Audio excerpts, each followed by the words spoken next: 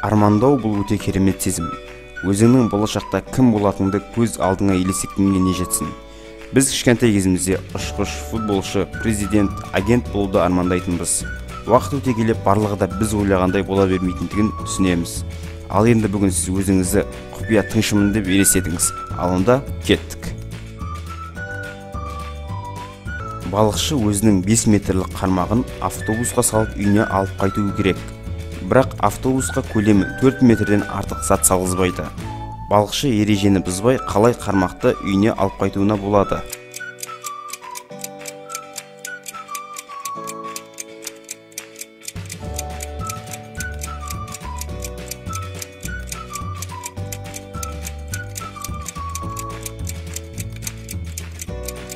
Ол үшін балықшы ұзындығы 4 метр, ені 3 метрлік қорап алып, қармақты қорапқа диагонал түрде салу керек.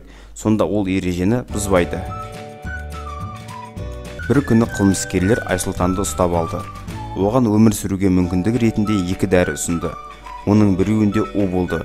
Айсұлтан біреуін, қылмыскер екіншісін таңдады да екеуі де ішті. Бірақ Айсұлтанның жолы болмады. Ал қылмыскер қандай айла қолданды деп ойлайсыз?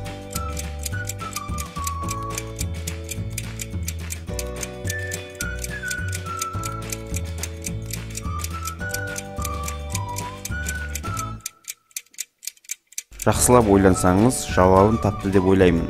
У Айсұлтанның стаканында болды.